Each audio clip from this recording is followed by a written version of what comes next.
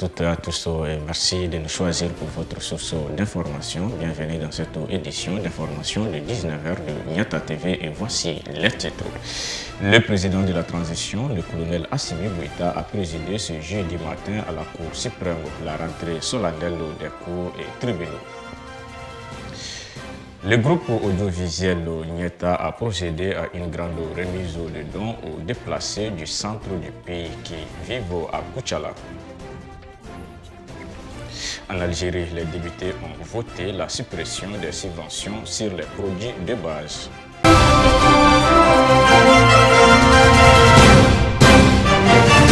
Comme annoncé dans les titres, le président de la transition, le président du Conseil supérieur de la magistrature, le colonel Assimi Goïta, a présidé ce jeudi 18 novembre 2021 à la Cour suprême devant la famille judiciaire l'audience solennelle de la rentrée des cours et tribunaux de 2021-2022. Le thème retenu est « Rôle et la justice dans la lutte contre le blanchissement de capitaux et le financement du terrorisme ». C'était en présence du Premier ministre Dr Choguel Kokala Maïga, du président du CNT, le colonel Malik Diaw, suivant un extrait du discours du président de la transition, le colonel Assimi Goïta, au micro de Maïmouna Koulibaly sur les images de Salif Niari. Depuis une décennie, notre pays fait face à une dégradation continue de sa situation sécuritaire en raison de l'effritement graduel de ses institutions. Cet état de fait atteindra son paroxysme avec l'accentuation du terrorisme qui, par nature, est une menace asymétrique dont l'endiguement exige la combinaison d'une multitude de solutions. L'expansion du terrorisme dans et autour de notre pays crée de fait un climat d'instabilité systématique avec son lot de pertes en vies humaines innocentes, de déplacés internes, de déficits alimentaires au sein des populations jadis paisibles, mais dont la plupart ne doivent de nos jours l'aide saluer qu'à l'assistance humanitaire. Mesdames et messieurs, honorables invités, par-delà les divergences de vie, il est temps pour nous tous de nous rendre à l'évidence sur la situation de notre pays, qui n'est pas forcément des plus enviables, loin s'en faut. Le Grand Mali, qui nous a tout donné et auquel nous devons tout, souffre. Nous devons donc à l'unisson nous précipiter à son chevet afin de trouver la meilleure thérapie. Et suite à l'intervention des forces armées maliennes et des forces partenaires internationales, certaines zones occupées par les terroristes ont été en grande partie libérées. Toutefois, les populations qui y vivent sont irrégulièrement victimes d'actes terroristes, de même que les forces armées maliennes subissent en permanence des attaques asymétriques. Mesdames et messieurs, honorables invités, la guerre, même asymétrique, coûte très cher. De la même façon, le terrorisme est toujours financé. Il peut également générer des ressources illégales susceptibles d'être blanchies, mais il y a lieu de préciser que tous les capitaux blanchis ne proviennent pas forcément du terrorisme.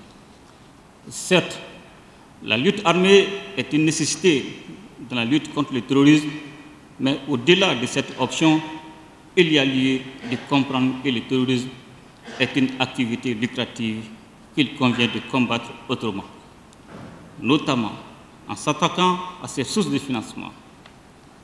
L'une des meilleures méthodes pour vaincre ce mal à la racine serait sans nul doute de renforcer l'arsenal juridique dans le but d'étouffer à la fois le financement du terrorisme et le blanchiment des capitaux qui en découlent.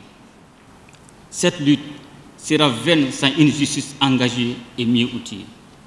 Mesdames et messieurs, honorables invités, compte tenu de la situation actuelle du pays, l'heure n'est plus au discours, mais aux actes.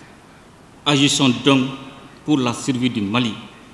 J'ai foi en vous et le Mali ne suffira que par et avec nous tous. Le Conseil des ministres s'est réuni en session ordinaire le mercredi 17 novembre 2021 dans sa salle de délibération au palais de Koulouba sous la présidence du colonel Assimi Goïta, président de la transition, chef de l'État. Après examen des points inscrits à l'ordre du jour, le Conseil a adopté des projets de texte et attendu des communications. Aïssata Ouachili. Au chapitre des mesures législatives et réglementaires, 1. Sur le rapport du ministre des Affaires étrangères et de la coopération internationale, le Conseil des ministres a adopté a. Des projets de texte relatifs à la ratification de l'accord du deuxième financement additionnel signé à Bamako le 1er octobre 2021 entre le gouvernement de la République du Mali et l'Association internationale de développement relatif au projet d'intervention d'urgence Mali Covid-19 et amendement à l'accord de financement initial. Par cet accord, l'Association internationale de développement consent au gouvernement de la République du Mali un prêt d'un montant de 22 200 000 euros, soit 14 562 245 400 francs CFA. Le financement additionnel s'inscrit dans le cadre de la mise en œuvre du projet d'intervention d'urgence Mali Covid-19. Les projets de texte adoptés permettront d'intensifier et d'étendre les activités du projet et de renforcer la capacité des autorités sanitaires à prévenir et à mieux répondre à la pandémie de la COVID-19. B. Des projets de texte relatifs à la ratification de l'accord de financement signé à Bamako le 1er octobre 2021 entre le gouvernement de la République du Mali et l'Association internationale de développement relatif au projet communautaire de relèvement et de stabilisation du Sahel. Par cet accord, l'Association internationale de développement accorde au gouvernement de la République du Mali un prêt d'un montant de 41 400 000 euros, soit 27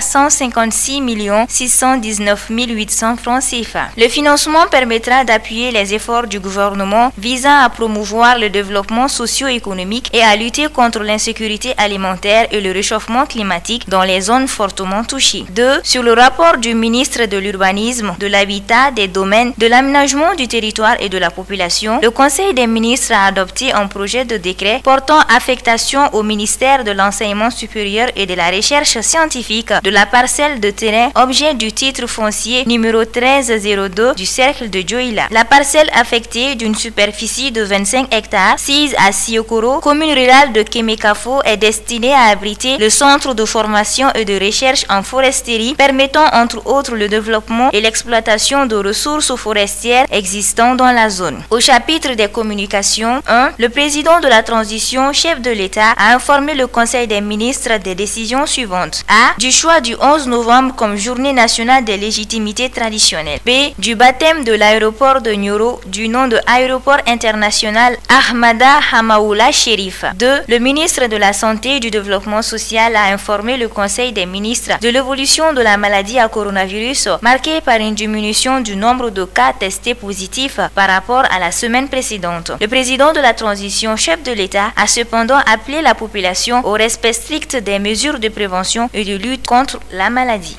Arrêté numéro 20-21-47-12 MIC-SG du 15 novembre 2021 portant administration des prix du riz brochure non parfumé, de l'huile alimentaire, du sucre et du pain.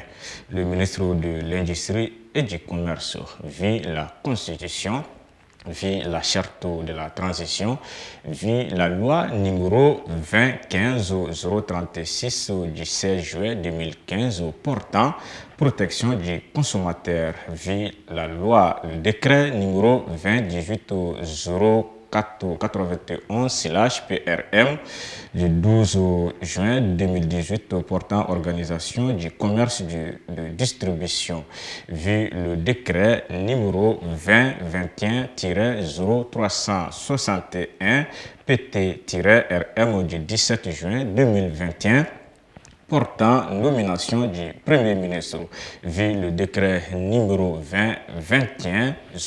2021-0361 PT-RM du 7 juillet portant nomination du Premier ministre, vu le décret numéro 2021-0385 PT-RM du 11 juin 2020 portant nomination des membres du gouvernement, vu le protocole d'accord relatif à la commercialisation du pain signé le 30 mars 2021, vu la lettre confidentielle numéro 1108/MEF-SG du 12 novembre 2021.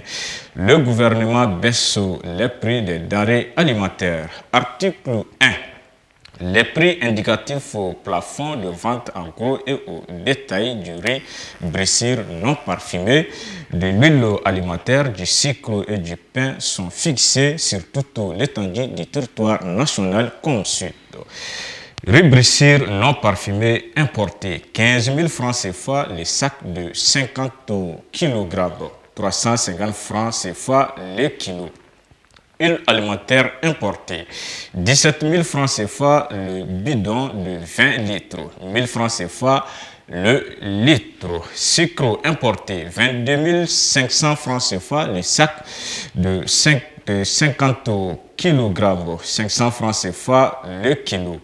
Pain, 200 francs CFA la miche de 300 grammes, 250 francs CFA la miche de 300 grammes, 100 francs CFA la miche de 125 grammes, 125 francs CFA la miche de 125 grammes. Article 2. Ces prix indicatifs au plafond s'appliquent quel que soit le stade de distribution. Article 3. Toute violation des dispositions du présent arrêté est punie conformément à la réglementation en vigueur. Article 4. Le directeur général du commerce, de la consommation et de la concurrence, le directeur général de la police nationale et le directeur général de la gendarmerie nationale sont chargés chacun à ce que le concerne de l'exécution du présent arrêté qui sera publié partout au besoin sera.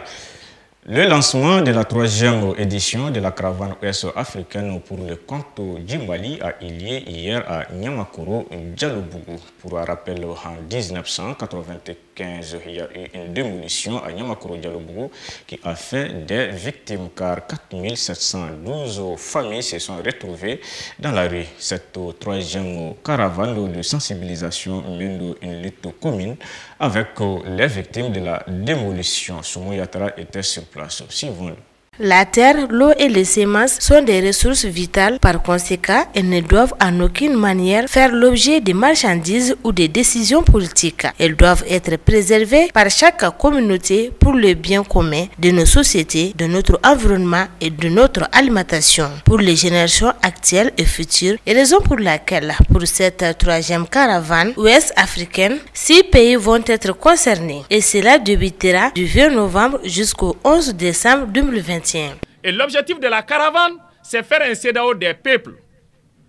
C'est des paysans, c'est des pêcheurs, c'est des éleveurs, c'est des petits travailleurs de tous les métiers, c'est des employés des champs qui se sont dit que nous sommes nous aussi les acteurs de la transformation sociale et que nous devrons nous battre ensemble, main dans la main, pour développer notre sous-région. Aucun pays de la sous-région ne peut se développer au détriment de l'autre. C'est une farce. C'est pas vrai. Nous sommes liés par notre histoire. Nous sommes liés par notre géographie. Nous sommes liés culturellement. Et le développement de cette zone, bande ouest africaine, ne peut être qu'un développement d'ensemble, un développement intégré. Et raison pour laquelle les différentes communautés victimes qui sont mis ensemble pour dire que nous aussi, nous avons des droits. Nous aussi, ensemble, nous devrons travailler pour montrer à nos politiques que nous sommes les acteurs du développement, que nous sommes les acteurs de paix, que nous sommes les acteurs de sécurité. C'est ce qui fait que le Bénin, le Nigeria, le Niger, le Burkina, le Ghana sont en train de converger sur le Mali. Ils vont retrouver les camarades ivoiriens ici, les camarades maliens, et nous allons ensemble converger vers la Gambie.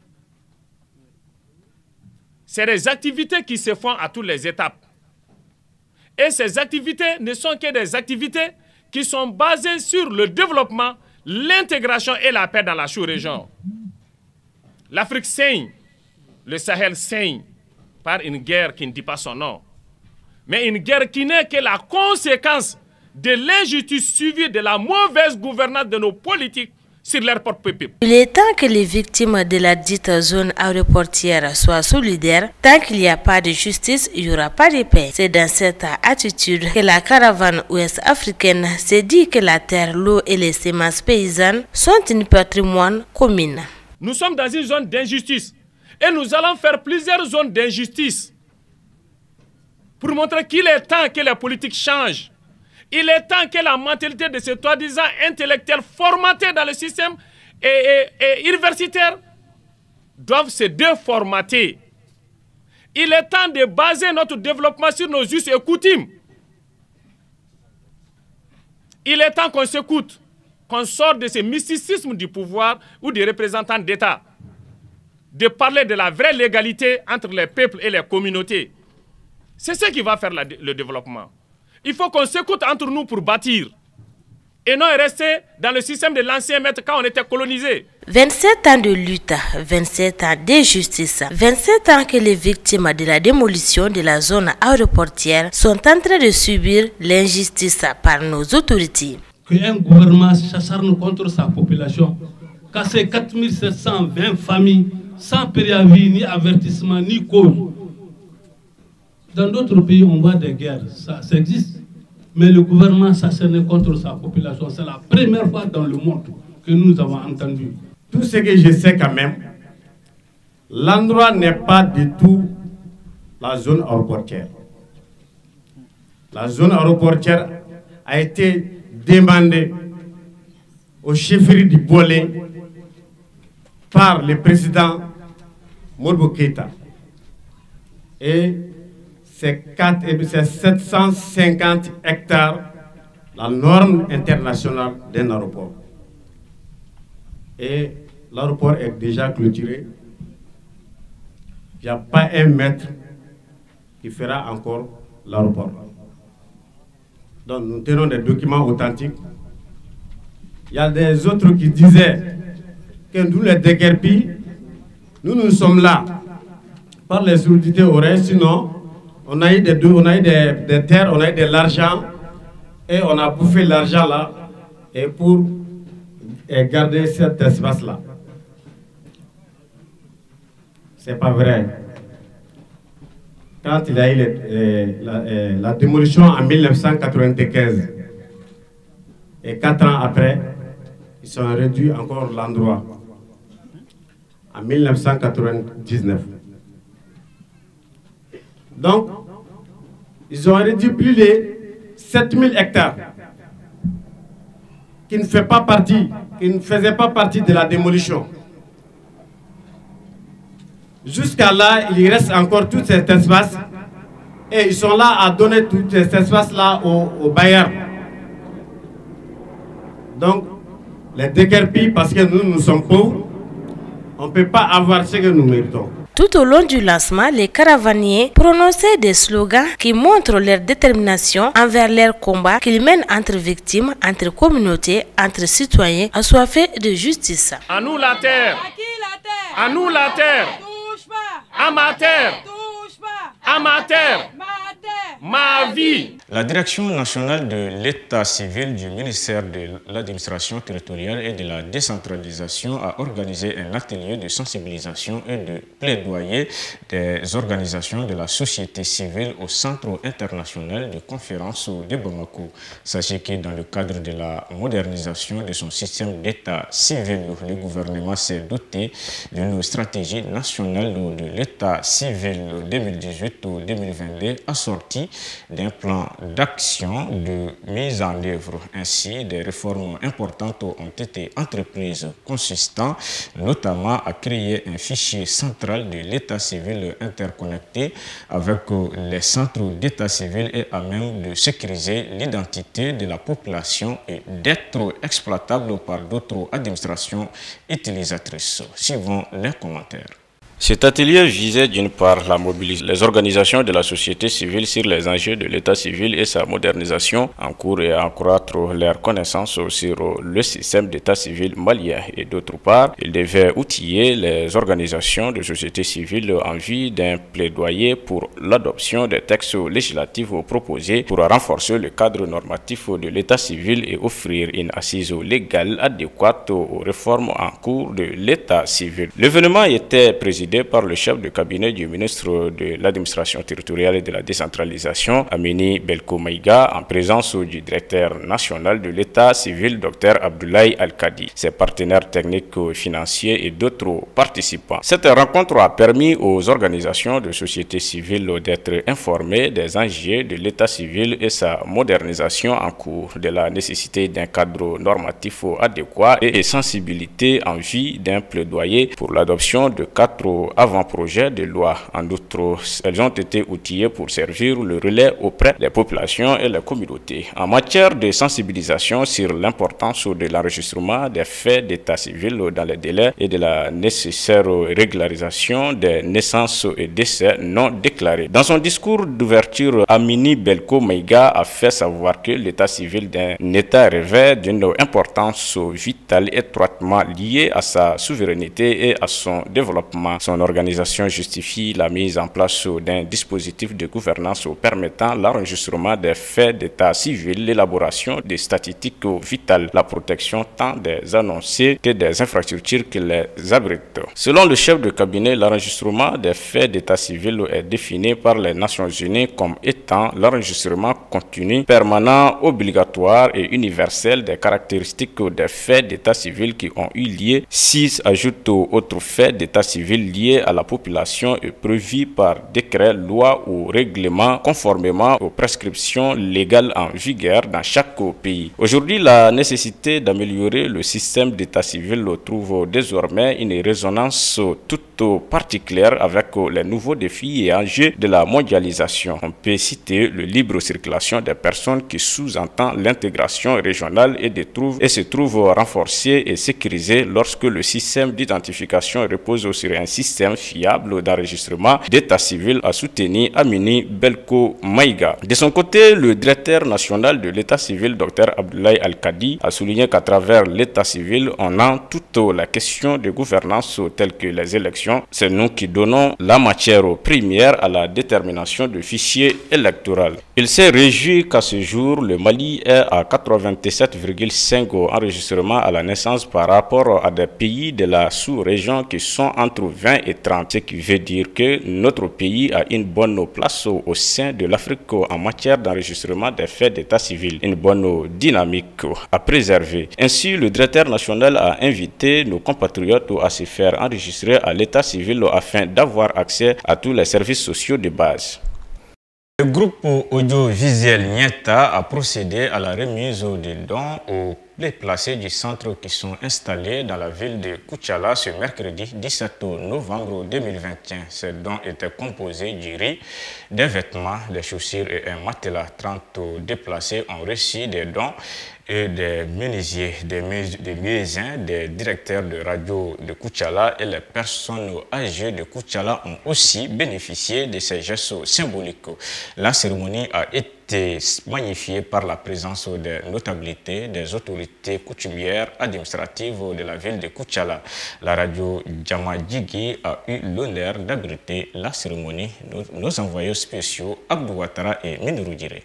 C'est mercredi matin, 17 novembre 2021, dans l'enceinte de la radio Djamadjiki de Koutchala, les déplacés étaient nombreux à répondre à l'appel. Les femmes avec des enfants sur leurs genoux, d'autres sur leur dos, des hommes assis. Tous font face aux dons avec l'espoir de trouver quoi manger et s'habiller. C'était une fierté pour les initiateurs, groupe audiovisuel Nieta et radio Djamadjiki, de venir au secours de leurs parents qui sont en difficulté. Nous remercions beaucoup la télé Nieta, la radio Nieta d'avoir accepté de répondre à l'appel tellement massif des déplacés et des démunis. Vous savez, nous sommes aujourd'hui ce matin à Koutchala. La radio Nieta et la télé Nieta ont pris l'initiative de faire appel. En fait, c'est une manière de contribuer à rehausser l'éclat même de l'islam, à amener les gens à faire du bien, à inciter les bienfaiteurs, les donateurs à faire plus. Et c'est pourquoi on a initié depuis très longtemps. C'est d'abord le créneau de la télé Nieta et de la radio Nieta. Nous sommes venus aussi aujourd'hui à Koutchala pour faire cette remise des dons. Nous avons été comblés de joie, nous avons été très bien accueillis et je vous assure que les les habitants de Koutiala, les autorités administratives, judiciaires et toutes tendances confondues nous ont accordé un accueil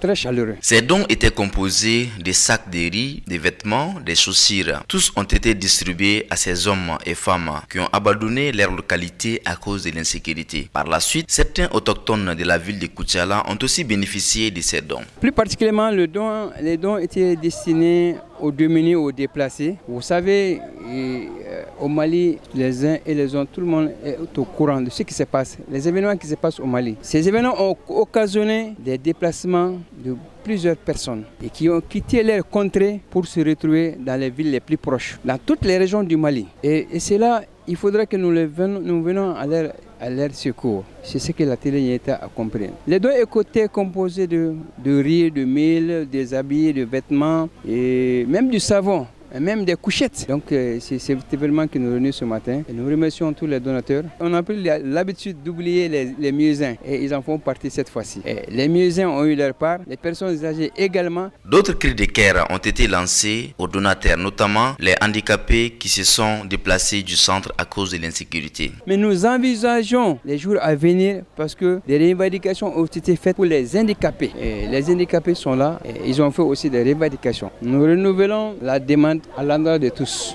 et de toutes. Chaque geste que l'être humain fait, c'est pour son bonheur. Donc nous vous invitons massivement et très massivement à faire davantage plus. Ceux qui en ont fait par le passé, qu'ils refassent la même chose. Et ceux qui n'ont pas été au courant, voilà l'occasion pour les permettre de faire encore des gestes, pour les permettre encore de faire des dons aux démunis. Deux grands opérateurs économiques de Koutiala ont salué l'initiative du groupe audiovisuel Nyeta. Ils ont appelé d'autres personnes à imiter ces gestes de la radio Nyeta, TV Nyeta et radio Jamadjiki. Nous sommes heureux aujourd'hui de recevoir le groupe audiovisuel Nyeta. Les actions qu'ils viennent de réaliser ce matin à Koutiala en distribuant des vivres, des habits et des chaussures aux déplacés qui sont installés ici à Koutiala. Cela témoigne la fraternité qui existe entre tous les Maliens. Nous profitons de cette situation pour lancer un appel à toutes les personnes de bonne volonté qui sont ici à Koutiala, d'entreprendre les actions de ce genre pour venir au secours des personnes qui sont dans les difficultés à cause de l'insécurité. Les bénéficiaires ont exprimé leur sentiment de joie et de reconnaissance envers les donateurs et les initiateurs. Dieu merci et merci au groupe audiovisuel Nyeta et à la radio Jamadjiki de Koutiala de venir à notre secours. Nous sommes des déplacés qui ont quitté à Bankas, à Ougassogou à cause de l'insécurité. Ici, nous avons besoin de vivres, des vêtements pour pouvoir vivre et protéger nos enfants. Les initiateurs et les donateurs de ces dons, nous demandons à Dieu de les bénir. Nous lançons aussi des appels aux autorités du Mali de venir à notre secours pour sécuriser nos villages afin que nous retournions dans nos différentes localités pour mener nos activités et vivre dans la paix. À noter que le groupe audiovisuel Nyeta prévoit d'aller au secours des personnes qui sont dans les difficultés à Sigasso, à Yanfouila, à San dans les jours à venir. C'est une occasion pour les riches de venir en aide aux personnes qui sont dans les besoins pour obtenir une grande récompense de Dieu dans l'au-delà.